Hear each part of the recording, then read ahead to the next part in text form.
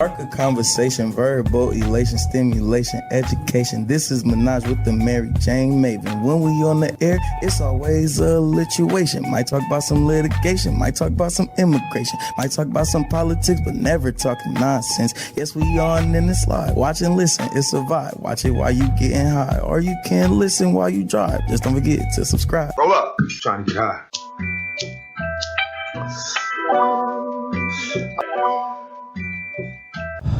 Welcome to Menage with the Mary Jane Maven podcast with your host, the Mary Jane Maven. I am the producer, the hubby.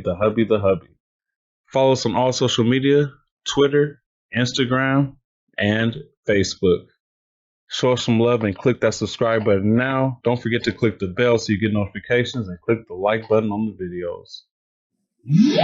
And now, your host.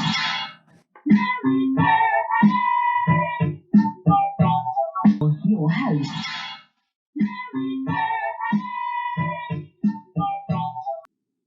What's up, everybody? It's your girl. You know who it is. I miss you, just as always. It's me, the Mary Jane Maven, and welcome everybody to Menage with the Mary Jane Maven, your favorite podcast. If it's not, it will be after this. So as we get started, support and love, it doesn't, I'm like stumbling on my words already, doesn't cost a thing. So I'm trying to get into this habit, guys. Please like, subscribe, share, leave a comment, push all the buttons, all that. Do it all right?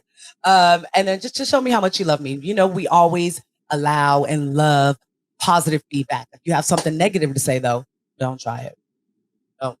Don't try me. I've had people doing that way too much. And we love this side of me. Don't make the other airy side come out. All right. So we have another good show for you guys. Of course, I always try to bring you fire. I'm like Dylon.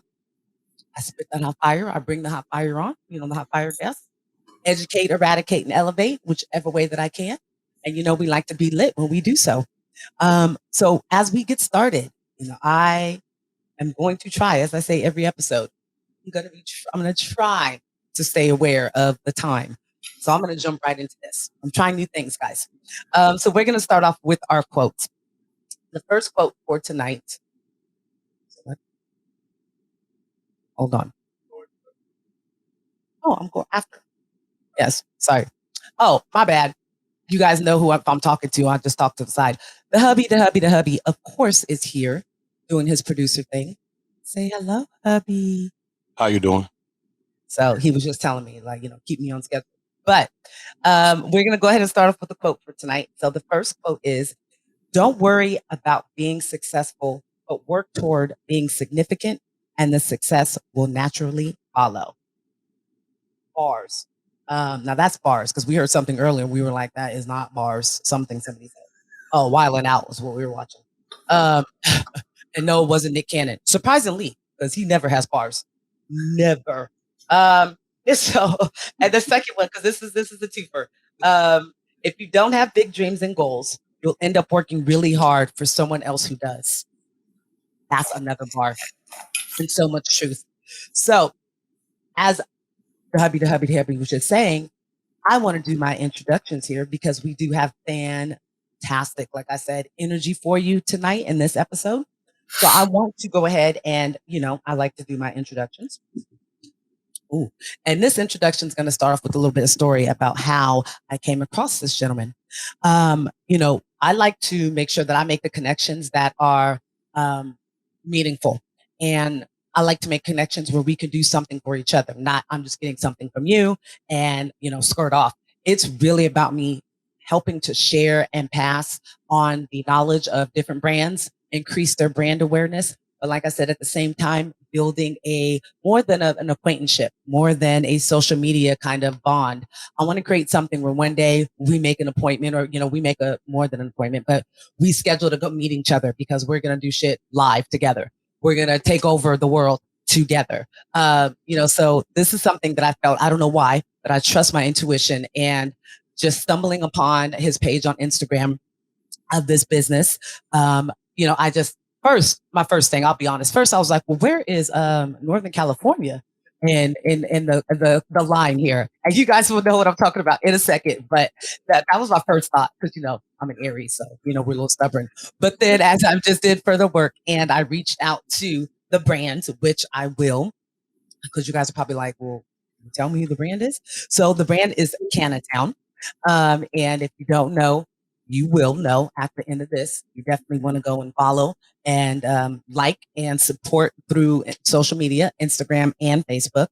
But I reached out, immediate reply. And I don't usually expect people to reply right away because I get hit up all the time on Instagram and I don't know if the shit's real, if it's fake, if somebody's trying to like log into my Instagram and take over, if they're scheming and scamming and they gonna have like all my bank account numbers. If y'all want them, you can be sorely upset. I will tell you that right now. You'll get into it and be like, you scammed the wrong person. But I did get that energy. Like I said, he responded right away and was I could feel how grateful and thankful he was that I even reached out and acknowledged, his brand and the hard work.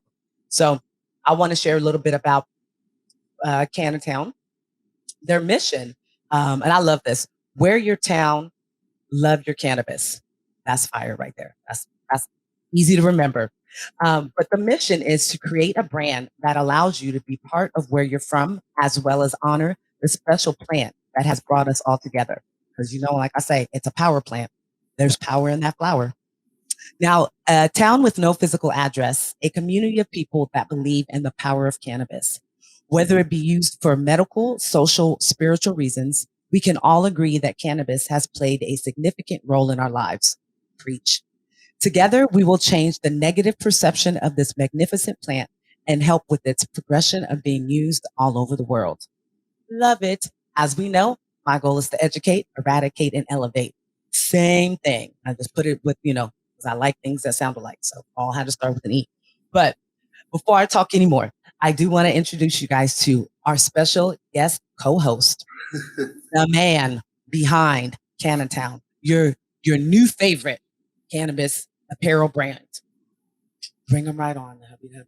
Let everybody give a special shout out to our special co-host. And won't you let the people know, introduce yourself, because I talk a lot. So. Oh, it's good. My name is Chez, owner of Cannatown. And yeah, man, like that, I'm already lit, yo. Like, those energy got me so lit. I really appreciate you having me on. I appreciate it. So we can get high and vibe out. Let's do it. Let's do it. So everybody knows what time it is. Like Phaedra, everybody knows. So we got to get that one too, baby, because that's a line from Phaedra. But everybody knows what the time is. It's that good old spark and salutations. You know what your girl's doing. So already rolled up.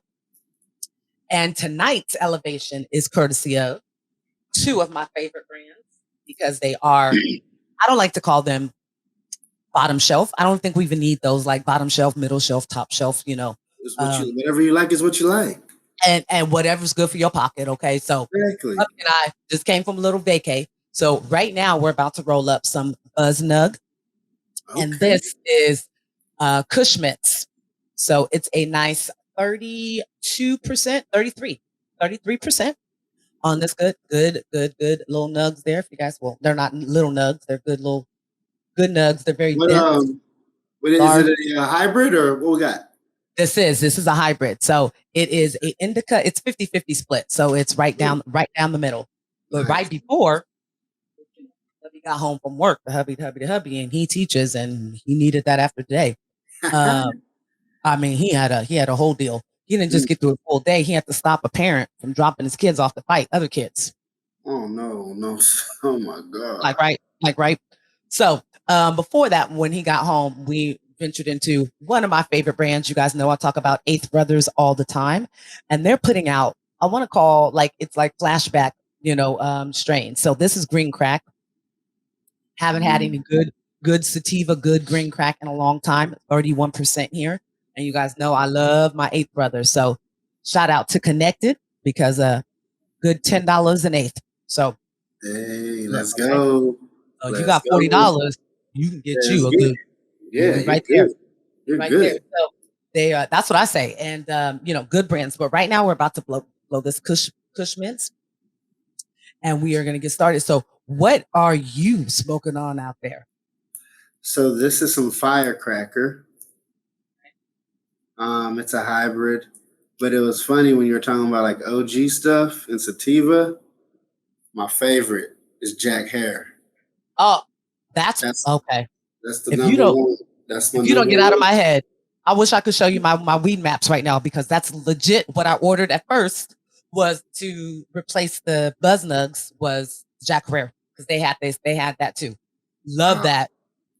Yeah, that's it. I get shit done. I'm creative. That's why I'm like, oh dang, like who are you? Like, right? I'll be writing on my journal, and I'm like, who are you right now? It's like, well, it's also the kind of weed that you hit, and you look at it like, what? Yeah. What is this? But then again, yes, it helps you. It's super creative. It's a great sativa. And I know there's more strains that are coming out now that are a little more hybrid, but it's still sativa dominant. But what do you prefer? Do you prefer sativas? Do you prefer sativas? Yeah. I like sativas. I do tend to try to have like a little bit of indica for like, there's some days where I can't really go to sleep, or like after I play basketball, or I've, worked out. And sometimes I work at Amazon right now too, kind of like to help food, because this is all new. But we still gotta pay bills until we're all Jeff Bezos level. We go work. Exactly. We still gotta work. Yes. And so my job, sometimes I'm going in and out of a truck. So sometimes I get home, I'm like, my body kind of sore. So I'll do that. But do you guys have a timeline, or like a certain time limit, like to do deliveries? Because some of these Amazon drivers around here, they be acting like they got like their car go blow up if you don't get this delivered. And this so they're supposed to get. They're supposed to work basically like a 10-hour shift. Okay. So you have to come. So right now, what I do, I'm on the fulfillment side. So I'm actually in 2 weeks, I'm going to go. I'm getting my CDL. All right. Yeah, they pay for it. So I'm like what they call like a hostler driver. So what I do right now is I drive this like little small truck, and I move all the trailers to the doors and off the doors. Okay. And so then in 2 weeks, I'll go to school, and then I'll actually be taking some of those loads to other sites that are around our area. Well, congratulations. Look, I tell people all the time, Amazon is always hiring. And around this area, they're putting, warehouses and shit like up everywhere. And I tell people, if you place an order and they're saying like it's gonna be there like that morning, like if you place at 11 and they say the stuff's gonna be delivered by 4, then you know it's coming from somewhere nearby. So I think people should be a little bit more aware that there's. It is crazy, but like how you were saying, it's they're on they only really want people to work overtime. Like unless they want to give it to you. So that's why the people be rushing and sometimes throwing your stuff. And it's I worked in the delivery station too, and I used to have to help them pack their vans. Okay.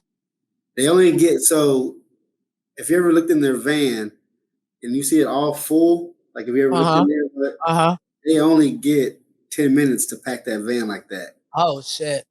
Yeah, then That's serious. Yeah. So I realized, because remember our cousins were doing Amazon Flex or whatever it was. So I noticed that's not a big thing anymore. When you can go and say that they have loads for you, you line up and they fill your car up and you go and do deliveries. So I'm noticing that. Was that more of a pandemic thing because everybody was ordering from Amazon and they want to get shit out? Mm-hmm. There's still a couple. But it's not as big as it was then. Yeah. Now it's obviously it's basically back to normal now. Like the place I have just worked at for peak, they moved over 10.5 million units for peak season. For the peak week. And I was probably 2.5 million of that if it was coming from your area. I was on Amazon earlier. You should see my cart. Like hubby gets so mad at me because he's like, "What are you doing?" I'm like, "It's kind of like window shopping. It's kind of like that, And then I watch, the Amazon, the different content creators that are like, what you should buy on Amazon this month and shit like that. I'll be all on there, just making a list. Do I buy it? Sometimes. But it's one of those therapeutic things. I don't know, one of those things. Mm-hmm. But before we jump into because I always like a little pop culture, so we're going to talk a little bit about Drink Champs and Irv Gotti and how he embarrassed himself. But before we jump into that, we definitely have to do the music and Mary Jane. You guys know music means a lot to me. Music is my boyfriend, what I like to say. So that's my next tattoo. But I would like to know, what is a song that is your favorite, or a song that whenever you hear it, it's like, let me roll up, time to get high and listen and enjoy this music. Anything that just jumps right out? I would say my favorite. So being from Houston, like, you know, it's you know, I don't know, y'all know about DJ Screw, Swisher House, and all that, right? Yeah. So I grew up on. I'm from the South Side. I'm from Southwest Houston. So, like, I don't know if you ever heard of A-Leaf. No. Y'all know who? I'm sure y'all know who this rapper is. Y'all ever heard of Toby Niguwu? Oh, love him to death. He's from my neighborhood. He's from A-Leaf. That's why I say the SWAT right here on the back of my thing. I'm from A-Leaf. Oh my God, I love him and his wife. I love everything. Yeah. I love. Oh my gosh, him and Paul. Yeah, Paul. Yeah. Yep. Yeah. So I listen to a lot of Toby, but when I'm smoking, I listen to this song called June 27 by DJ Screw, and they got it's like a 40-minute freestyle that they did for this dude Young Joe's birthday, and they got like legends on there like Big Mo, Pokey, Youngster, like all these Houston legends, and they just freestyled the whole thing and just went off. So that's what normally I smoke to. And then the song that I rock a lot is that the Styles P song, I Get High song. I can't hear you.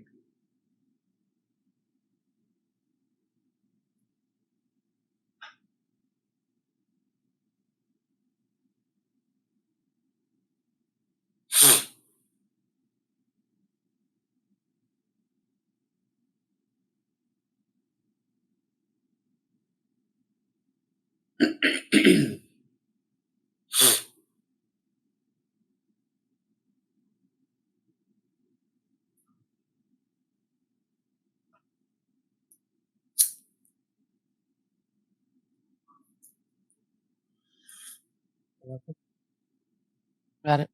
Okay, I'm back. Got it. All right. So that'll be it. What's the name? What's the Styles P song that I'm talking about? What's the name of it? Because I get high. Because I get high. Yeah, that's that one, right? That's the song. But what's the name of it? Because the weird thing about that song is that the title doesn't say anything about being high in the title. It doesn't. Yeah, he's about to Google it right now, so he's looking right now. But that's my job. But yeah, that's a good one. That's a good one too. And that always reminds me of what's the movie it plays in? Oh, now I'm just drawing a blank. Normally it's right on the tip of my tongue. It wasn't How High. It was the plane. Yeah. What was the plane? Oh, Soul Plane. Soul Plane. It was playing in Soul Plane. I was like, I just watched it. That's what it was. It was playing in Soul Plane. Good Times. Good Times. That's the name of it. Yep, Good Times. Yeah, that's a good one. If y'all don't know, after this, of course, get on your Spotify or YouTube Music, whatever it is, get that, because that is a good one. Add that to your smoking list. Or just riding around list. Play some good, stop playing all this. I'm about to sound old, but garbage. So mine is from, and it's just very fitting because of where our, guest co-host is from, but Devin the Dude, the first album, is hard. I don't know if it's, Do What the Fuck You Want to Do is really like that one, or Sticky Green. Yeah, or Doobie Ashtray. See, that was a whole other album too. Yeah. Yeah, that's a whole other album. See, yeah, it's okay. So Do What You Want to Do, or and it's Do What the Fuck You Want to Do. It is, man. Let me tell you. Yeah. I'm just getting flooded. The sad thing about Devin the Dude is that if you're not really into hip hop like you are, or if you're not from Houston, he's very underrated. Like, people are like, some people don't even know who he is, or they're like, he's not that tight. It's like, bro, y'all are tripping, yo.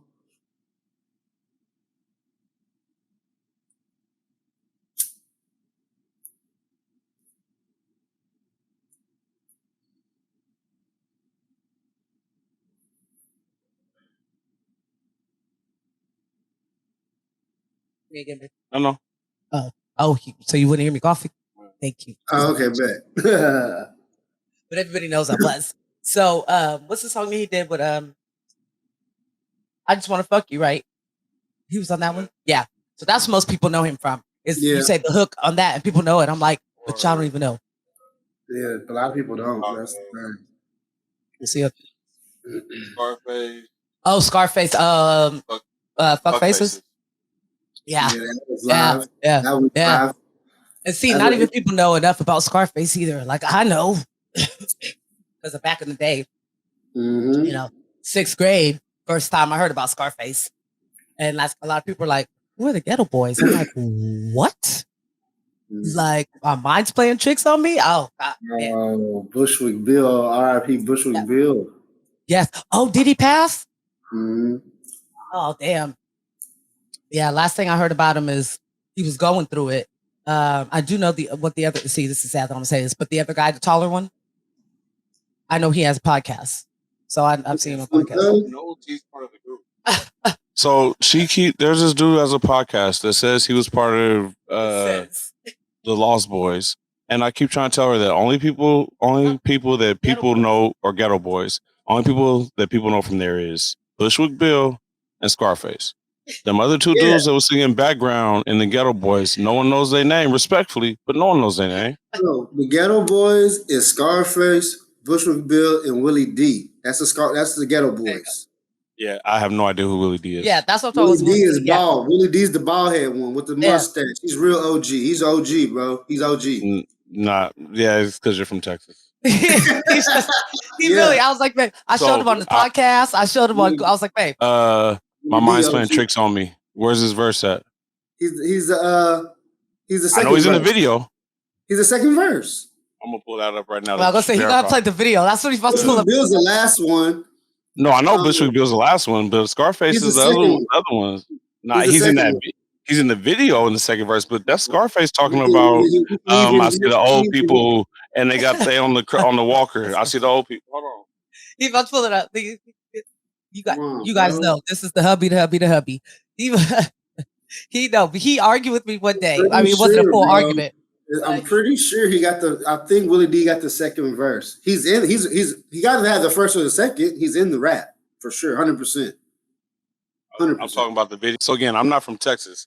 Only Ghetto Boys I know is that song, and it's the video when dude was punching on the concrete. And I only remember Scarface. I remember the ball doing the video, but he didn't rap. It was only Scarface talking about his mind was running down the hall pushing. That's not even the right video. Yeah, pushing the gurney. Huh? Pushing the gurney. Bushwick was when that part where Bushwick was talking about that he got hurt or that part.